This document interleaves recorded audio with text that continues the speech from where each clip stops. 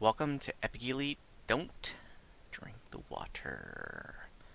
Level 24. This is level 24 on Epic Elite, by the way, so you could do it up to level 26 and get bravery bonus. I broke mine because I did one of the new quests on the Legendary Hard. That's okay. Plenty of quests to get me to 30. I'm not going to be Epic Reincarnating, so I don't need to save any kind of first-time bonuses or anything. Alright, so I've done a video for this quest actually twice before, and they were the videos that I did to demonstrate the build, and I used that as the home page video on my channel. But I did both of those when I was level capped, so let's do it at level and see how we do.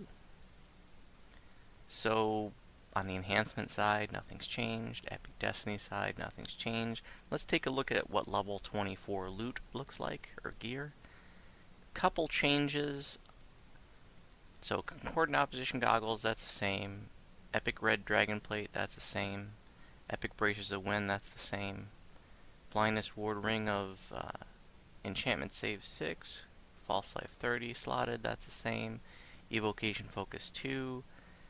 Fire Absorption 33%, Feather Falling, that's the same. Purple Dragon Gauntlets, that's the same. Guardian's Ring, that's the same. This is new. Con 10, False Life 35. Got some redundancies going on here, you know, as I'm leveling up and I'm swapping pieces of gear in. There are some redundancies. I'm not stressed about it. You know, if I was trying to optimize things, obviously there are some different things I could do.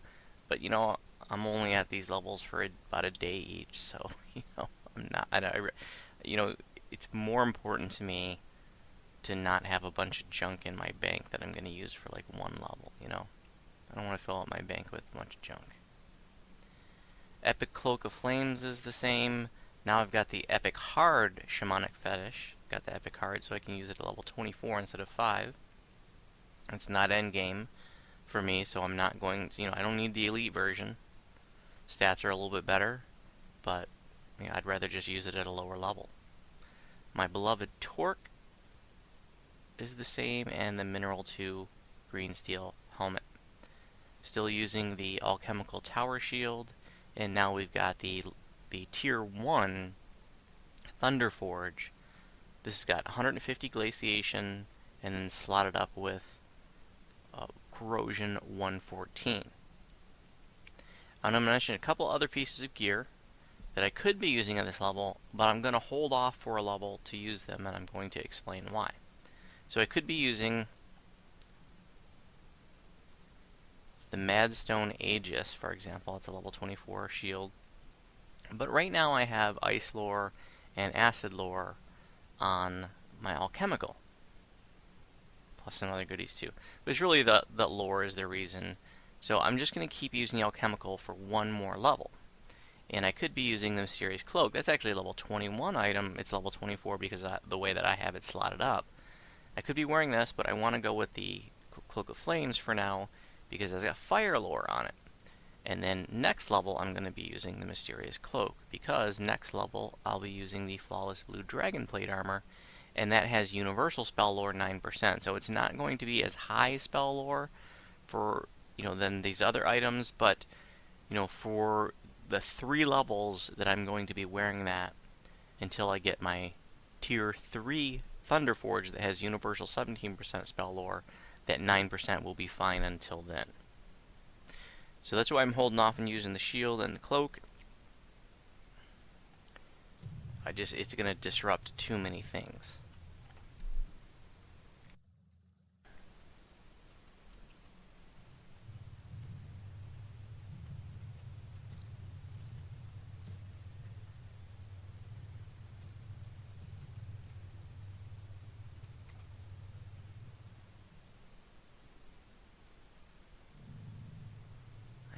Bring up another hotbar.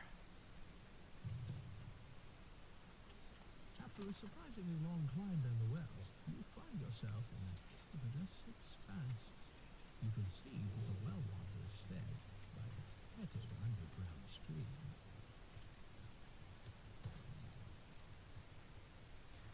So this is not a particularly hard quest, but it can be for people that are newer. and for people that are a little bit squishier.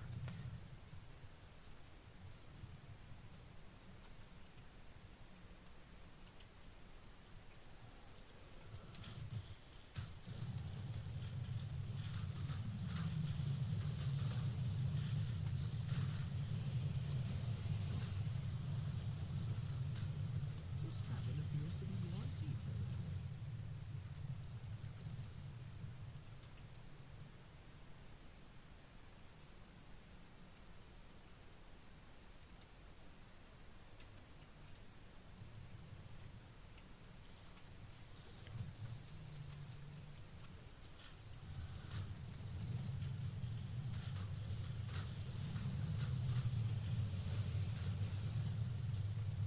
I mentioned that I did these before when I was level capped as the, sort of the example video, but that was when the level cap was 28, not 30.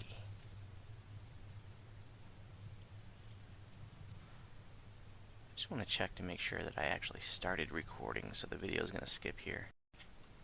Yep.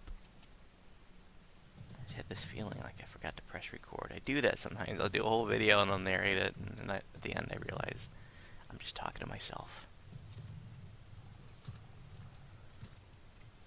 But you're like, wait a minute, you're talking to yourself right now. No, I'm talking to you, the viewer.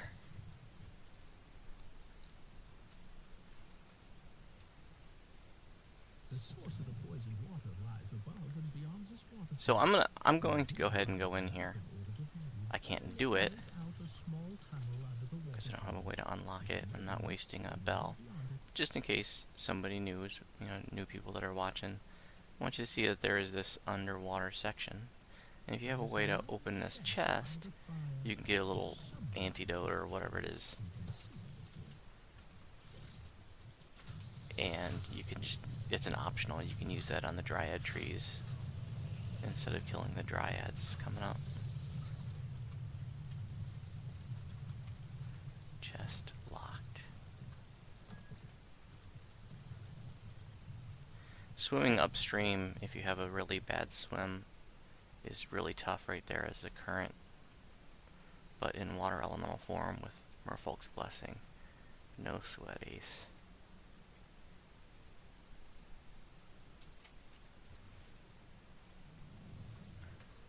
The cavern ahead looks different. You must be close to the surface once again. A Yuan-Ti priestess had raised a magical barrier, preventing you from passing further. Yuan-Ti appear, emerging from impossibly tight crevices in the walls.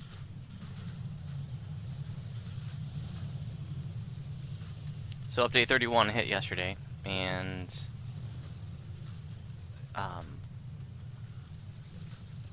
did some first look videos, This is gonna hit weeks later, weeks after the fact. I've already posted a couple first look videos, but we just first tried that Memoirs one, and it was broken when it first came out. So that was a little frustrating. We spent 20 minutes in there before we realized, hey, okay, this isn't gonna work. And then we went into Good Intentions, and I just had a miserable time in that quest. Just fighting all these animated chairs, animated paintings, animated, we're going to take 5 steps, and then another group of animated, paintings and that are immune to half of my types of damage. Which is really frustrating. I will say, I laughed at the animated fruit. Like, I really thought that was funny, and I laughed at the animated ladder. I think a little bit of that was okay, but it's just over and over and over and over. It got so monotonous, so tedious. It probably would have helped a lot if I was in a full group. It was just with 2 of my guildies, and then one of them was like halfway through it, it's like I don't want to do this anymore. It's just that video, that first experience of that quest just descended into just apathy and disgust.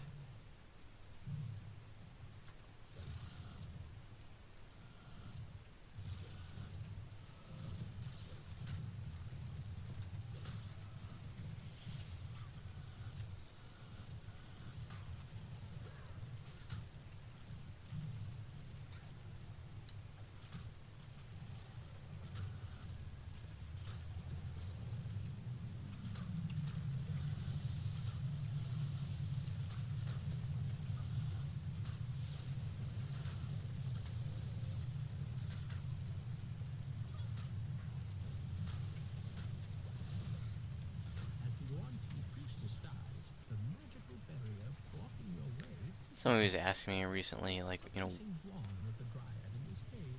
The water which one of my builds would be is better for, like, you know, just having a tune to solo farm stuff. And because they're both, you know, they're both like tanky casters. And, you know, I say definitely Voodoo.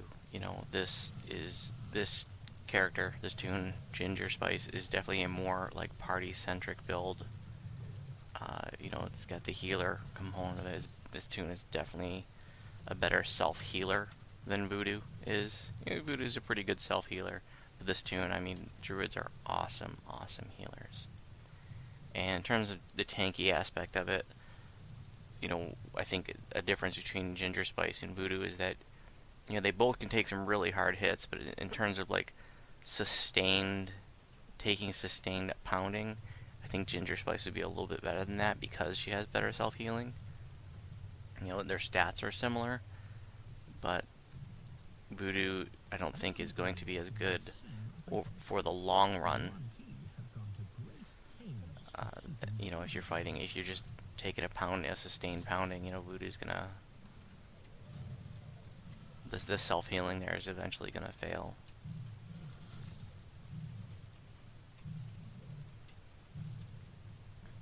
But, you know, DPS wise, Voodoo is, you know, has a lot higher DPS than this character, so.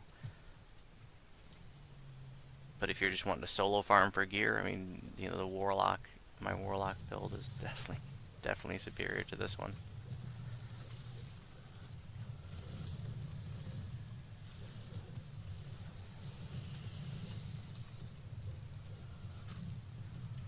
But I have more fun playing Gingerspyce than I do Voodoo.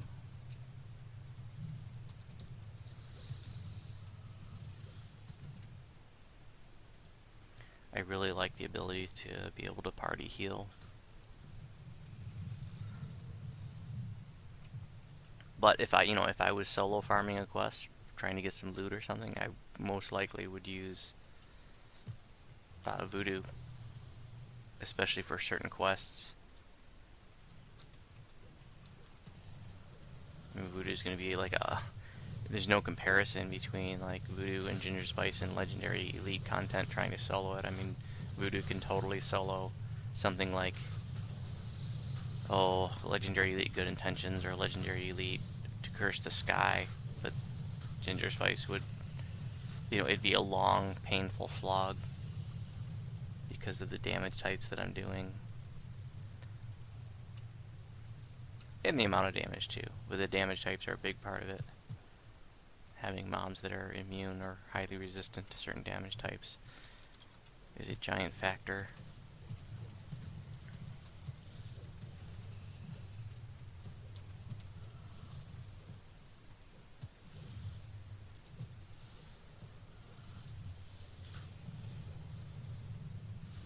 For my level 24 feat, I picked up Intensify spell. I don't pick that up until like 27 or something on my build post. I just thought I'd try that instead. I think I have Epic Toughness listed, but I just wanted to go for the Intensify spell.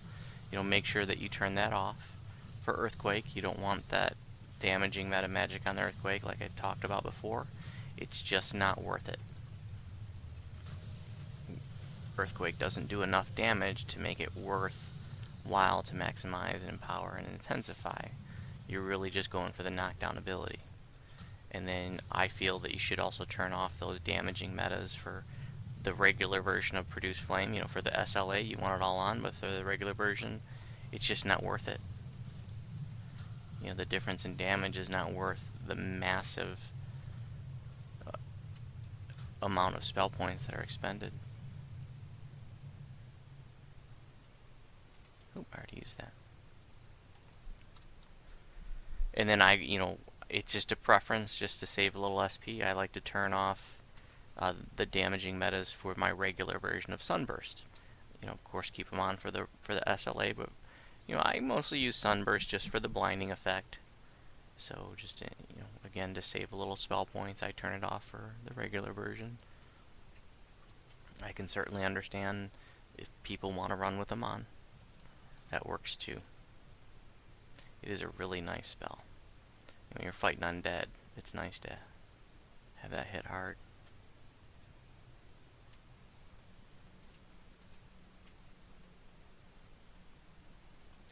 So I was having a discussion today, and You someone said, find yet another you know, Yuan-Ti that, warrior. You must be on the right track. well, I think there's a lot more people in the game that don't raid than I realized. And, someone said that basically, like, so many people don't even want to step foot in raids because, they don't, because it can be a negative social experience, basically. Like, you can have, like, elitist jerk leaders that, they just treat people like they're idiots, or, people don't want to explain stuff, or, they don't want to be expected to know everything, or, and so it's,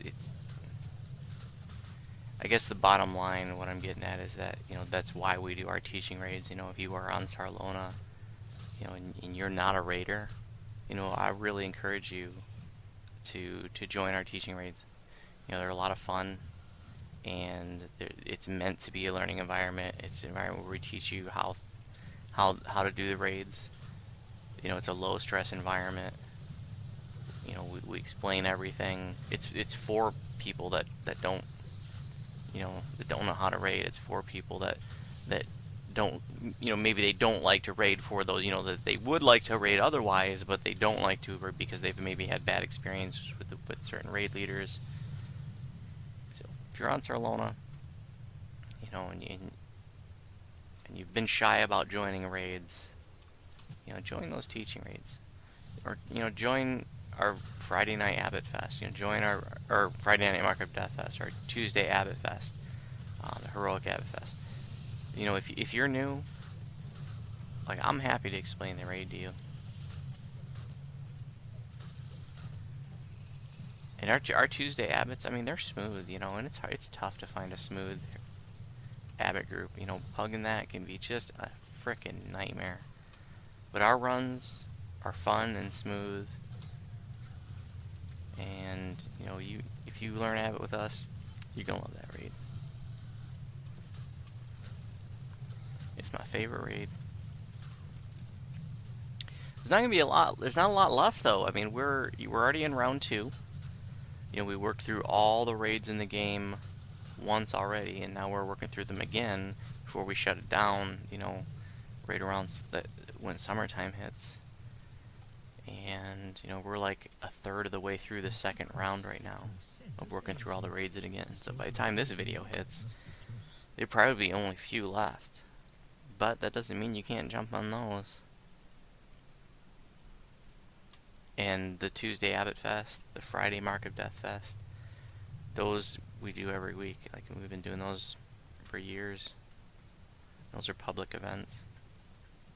And, if you join those regularly and we get to know you, sometimes I'll invite those folks to, like, our regular guild raids when we don't fill. Most of the time our guild raids, I mean, that we fill internally, we're pretty big guild, and then, if we don't fill internally, we should just invite friends. We almost never pug out our raids just because there's not room to do that. But like I said, the people that we've gotten to know from our teaching raids, I mean, newbies, basically.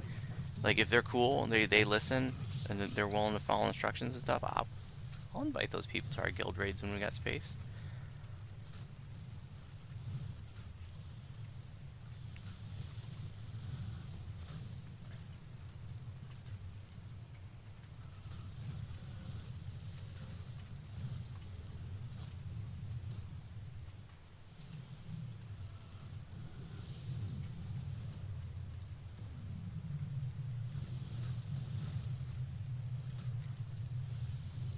No safe spot, no running around, no juking out the dragon. We're just taking it. That's what this build's about. Part of the build's about that.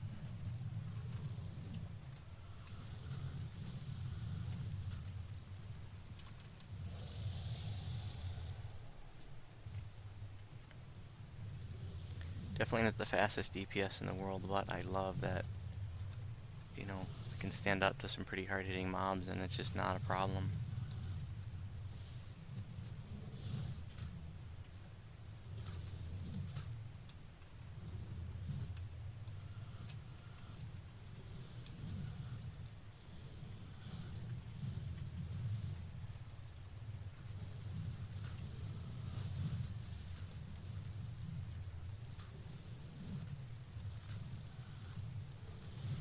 Get used to slinging a few, produce flames to charge up your Empyrean magic if you're using that on a druid.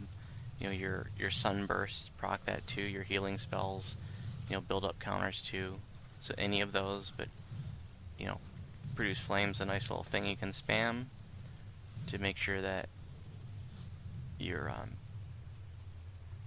Empyrean magic is fully charged. Produce flame, the cooldown is just 1 second, so it's really easy to just chuck a half a dozen of those in 6 seconds, and then boom.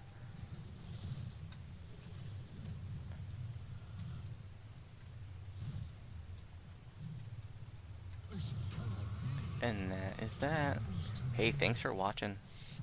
If you have any questions about my videos, you can respond on YouTube. If you have questions about my build, you can respond in the Druid forum. And if you are on Sarlona, you're welcome to send me a tell. And I hope to see you in maybe some of our public events, teaching raids and stuff sometime in the future.